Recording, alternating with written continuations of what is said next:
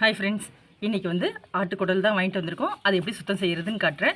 சில பேர் வந்து சுண்ணாம்பு வச்சு சுத்தம் பண்ணுவாங்க. இப்படி தேய்ச்சி எடுக்கணும். அது கொஞ்சம் வேலை அதிகங்க. நான் வந்து வெந்நீர் போட்டு எடுக்கிறேன். அதாவது கொஞ்சம் வெதுன்னு சூட்டில் வந்து நான் குடலை சுத்தம் பண்ண போகிறேன். இது எடுக்காமல் அப்படி வெந்நீரில் போட்டு கூட அப்படியே அரிஞ்சு கொட்டிக்கலாம். அது ஒன்றும் பிரச்சனை கிடையாது. ஆனால் பார்க்க ஒரு மாதிரியாக இருக்கு இல்லையா? இப்போ வெந்நீரில் நல்லா டிப் பண்ணி இப்படி எடுத்திங்கன்னா இது வந்து தோல் போகும். இங்கே பாருங்கள், இது போல் எல்லாத்தையும் சுத்தம் பண்ணி எடுத்துக்கோங்க. குடலை கூட இதில் போட்டு வெந்நீரில் போட்டு எடுத்தாக்கா அரியிறப்போ ரொம்ப ஈஸியாக இருக்குங்க. நான் சுத்தம் பண்ணிவிட்டு காட்டுறேன். இது போல் தான் செஞ்சுக்கணுங்க. ரொம்ப ஈஸியாக வந்துடுங்க. ஒன்றும் பிரச்சனையே இல்லை. இது போலேயே நீங்கள் எடுத்து சுத்தம் பண்ணிக்கலாம். இது ஒரு சின்ன பை போல் இருக்குங்க. உள்ளே பாருங்கள், ஃபுல்லாக கொழுப்படைச்சிருக்கும். இது வந்து ரொம்ப சூப்பராக இருக்குங்க. அதுவும் இதே போல் தான் நம்ம சுத்தம் பண்ணணும். இப்போ வந்து இதை நான் சுத்தம் பண்ணுறேன். நிறைய பேர் இதை வந்து சுத்தம் பண்ண மாட்டாங்க. அதில் ஒன்றும் பிரச்சனை இல்லைங்க. வெந்நீரில் போட்டிங்கன்னா இது மேலே ஒரு புழு போல் இருக்கும். அதுக்காக தான் அதை சுத்தம் பண்ணுறது. இது வந்து எனக்கு பார்க்க அருவருப்பாக இருக்குன்னு தான் இந்த தோலையே நான் எடுக்கிறேன். நீங்கள் கடையிலலாம் சாப்பிட்டீங்கன்னா நீங்கள் பார்த்தீங்கன்னா இந்த தோலை எடுத்துருக்க மாட்டாங்க. அப்படியே அரிஞ்சு தான் அவங்க செஞ்சுருப்பாங்க. சாப்பிட்டவங்களுக்கு தெரிஞ்சிருக்கோங்க. இப்போ வீட்டில் செய்கிறப்போ நம்மளால் அப்படி செய்ய முடியாது. அப்படி சாப்பிட நம்மளுக்கு அருவருப்பாக இருக்கும். நிறைய பேர் குடலோட கவுச்சே பிடிக்காம தான் சாப்பிடுவாங்க. இதெல்லாம் வந்து நல்லது தாங்க. இன்னொரு டிப்ஸும் சொல்கிறேன் நான். இது போல் ஓவர் கவுச்சி இருக்க பொருள் எது செஞ்சாலும் 1 ஸ்பூன் இல்லை 1.5 ஸ்பூன் அளவுக்கு சீரகத்தூள் சேர்த்தாலே போதுங்க. அந்த வாடையே இல்லாமல் பிள்ளைங்களுக்கு ஈஸியாக கொடுக்கலாம், விரும்பி சாப்பிடுவாங்க. அவ்வளோதான். நான் சுத்தம் பண்ணிவிட்டு காட்டுறேன். இங்கே பாருங்கள், ஃபுல்லாக எடுத்துட்டேன். இப்போ வந்து நம்ம இதை பீஸ் போட்டுக்கலாங்க. உங்களுக்கு வந்து இவ்வளோ பெருசு போட்டாலே சமைச்சதுக்கப்புறம் ஈம தூண்டாயிடும். அதனால் கொஞ்சம் பெரிய பெரிய பீஸாகவே போட்டுக்கோங்க. இப்போது இது சின்ன குடல், இது வந்து சிறுகுடல். இதை வந்து ஃபஸ்ட்டு இப்படி பிடிச்சி இப்படி கையால் இப்படி ரொட்டேட் பண்ணிங்கன்னா இங்கே பாருங்கள், உள்ளே இருக்க அழுக்கெல்லாம் வந்துடும். இப்போது இதுக்குள்ளே ஒரு குச்சி, சீவாங்குச்சி இருக்கும் இல்லையா, தொடப்ப குச்சி, அதை ஃபஸ்ட்டு உள்ளே விடுங்க. ஃபுல்லாக இப்படி விட்டுடுங்க.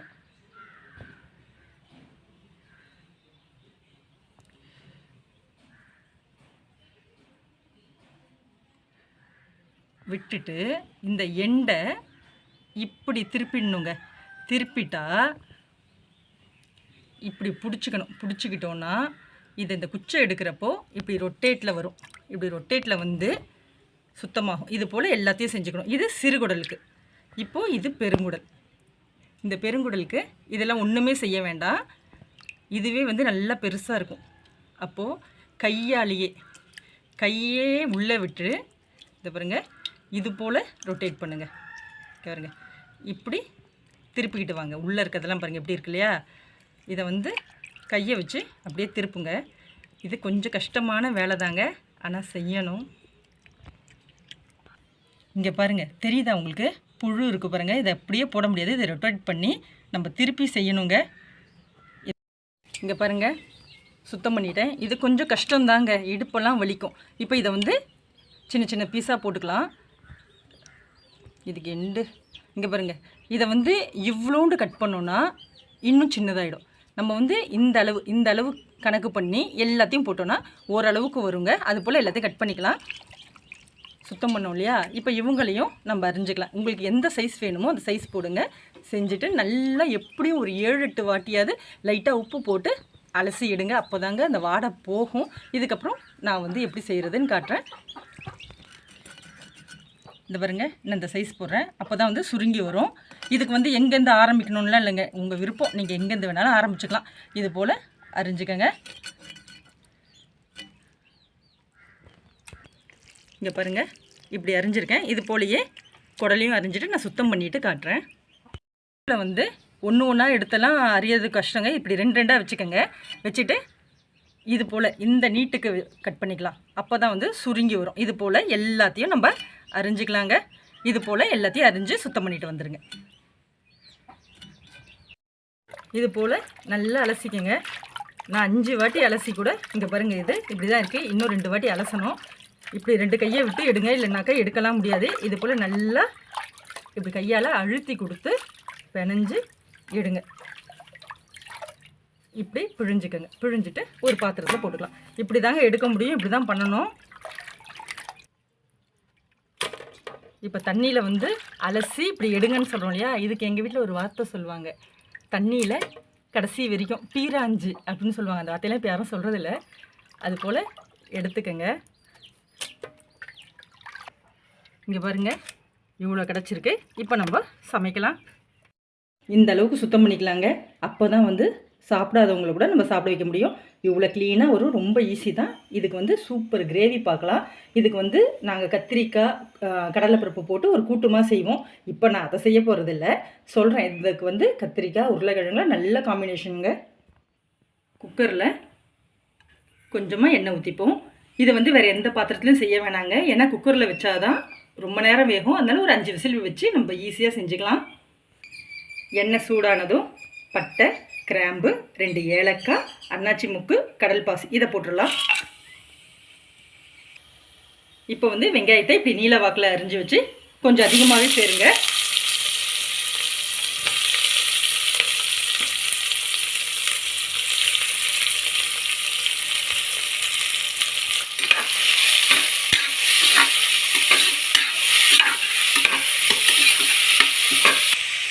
இப்போ கருவேப்பிலை சேர்த்துடலாம்.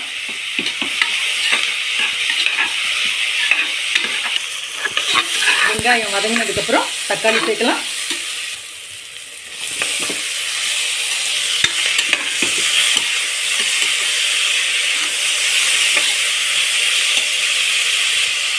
நான் வந்து 1 கிலோக்கும் கூட இருந்ததுங்க எனக்கு குடல் வந்து. அதனால் 150 கிராம் தக்காளி, 150 கிராம் வெங்காயம். இப்போ மஞ்சத்தூள் சேர்க்கலாம். நல்லா தாராளமாக 1 ஸ்பூன் அளவுக்கு சேருங்க. இப்போது பாதி அளவு உப்பு சேர்க்குறேன், வெங்காயம் தக்காளி வதங்கிறதுக்காக. இப்போ இதை நல்லா வதக்கிட்டு இந்த ஸ்டேஜில் நம்ம அந்த குடலை சேர்த்துடலாங்க. நல்லா தண்ணி இல்லாமல் பிழிஞ்சிட்டு சேருங்க.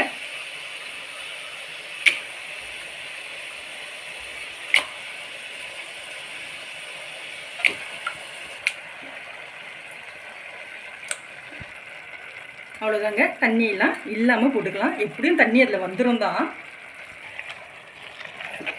நல்லா ஒரு பெரட்டி விட்டு நம்ம மசாலாலாம் சேர்க்கலாங்க.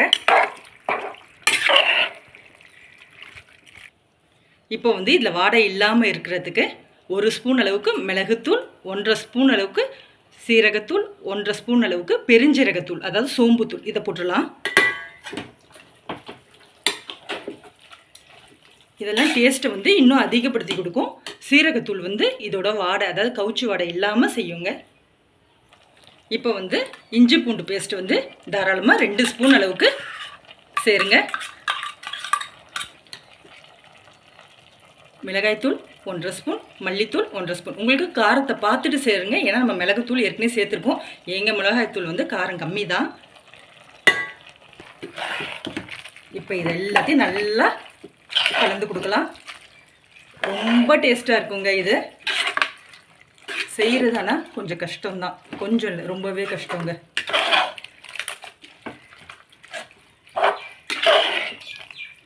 நிறைய வேலை பிடிக்கும், ஆனால் டேஸ்ட்டு செமையாக இருக்குங்க. இப்போ நான் இதில் உருளைக்கிழங்கு அரைஞ்சிருக்கேன், அதையும் சேர்த்துட்றேன். இப்போது தேவையான அளவு மிச்ச உப்பையும் சேர்த்துடலாங்க. நீங்கள் கத்திரிக்காய் போடணுன்னா கூட போட்டுக்கலாம். இதெல்லாம் வந்து டேஸ்ட்டு இன்னும் அதிகப்படுத்தி கொடுக்கும். நிறைய பேர் நம்ம வீட்டில் இருக்கப்போ அவங்களுக்கு அதிகமாக நம்மளுக்கு செய்யணுன்றப்போ இதெல்லாம் வந்து கொஞ்சம் அதிகமாக டென்சிட்டியை கூட்டி கொடுக்கும்.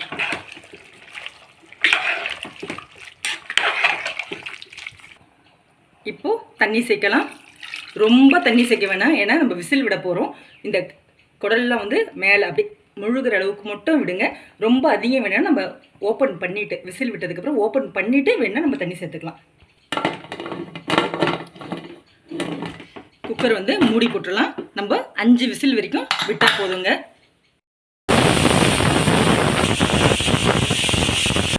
5 விசில் வந்துடுச்சு. இப்போ நம்ம வந்து ப்ரெஷர் வந்து அடங்கினதுக்கப்புறம் ஓப்பன் பண்ணி பார்க்கலாம். இங்கே பாருங்கள், நல்லா வெந்துடுச்சு. இப்போ வந்து இந்த அளவு தண்ணி எனக்கு வந்து இப்படி தான் வேணும். உங்களுக்கு இதை விட தண்ணி வேணாம், இன்னும் கொஞ்சம் சுண்டி இருந்தால், அதாவது செமி கிரேவி போல் வேணும்னா நீங்கள் அடுப்பை ஆன் பண்ணி கொஞ்ச நேரம் அப்படியே வந்து விட்டிங்கன்னா அது உங்களுக்கு கரெக்டாக இருக்கும். இப்போ பாருங்கள், நம்ம வந்து எந்த சைஸில் போட்டோம் நான் சொன்னேன் இல்லையா, அந்த சைஸில் போட்டாலே இந்த சைஸ் தான் கிடைக்கும். இங்கே பாருங்கள், இது நல்லா வெந்திருக்கு. ஆனால் மாவு போல், அதாவது ரொம்ப ஓவர் குக் ஆகாமல் கரெக்டான பதத்தில் இருக்குங்க. இது ஓகே தான். ஆனால் எனக்கும் வந்து கொஞ்சம் தண்ணி இல்லாமல் சுண்டை தான் வைக்க போகிறேன். அப்போ தான் இன்னும் கொஞ்சம் டேஸ்ட்டாக இருக்கும். நீங்கள் வந்து நான் சொன்னால் போல் நீங்கள் செஞ்சு பாருங்கள், ரொம்ப டேஸ்ட்டாக இருங்க. ஆட்டு குடல் எடுத்தால் எப்பயுமே சாப்பிட மாட்டேன் அப்படின்னு சொல்கிறவங்க கூட இது போல் க்ளீன் பண்ணி நம்ம சொன்ன ப்ரொசீஜர் படி நீங்கள் வச்சு பாருங்கள், சூப்பராக இருக்கும். பெண்களுக்கு ஹெச்பி லெவல் அவ்வளோ சூப்பராக இன்க்ரீஸ் ஆகுங்க, டாக்டர் கூட சொல்லுவாங்க. ட்ரை பண்ணுங்கள். பிடிச்சிருந்தா நம்ம சேனலை லைக் பண்ணுங்கள். பிடிச்சிருந்தா லைக் பண்ணுங்கள் அப்படின்னு சொல்ல மாட்டேன், கண்டிப்பாக லைக் பண்ணுங்கள். அப்போ தான் நிறைய பேருக்கு என் சேனல் ரெக்கமெண்ட் ஆகும். நான் எத்தனை வருஷமாக கேட்குறேன், ரொம்ப வருஷமாக இதுக்காக தான் போராடுறேன். உங்கள் லைக் வந்து என் சேனலை அடுத்த லெவல் கொண்டு போகும். லைக் பண்ணுங்கள், சப்ஸ்கிரைப் பண்ணுங்கள். ரொம்ப பிடிச்சிருந்தா ஷேர் பண்ணுங்கள். Bye friends.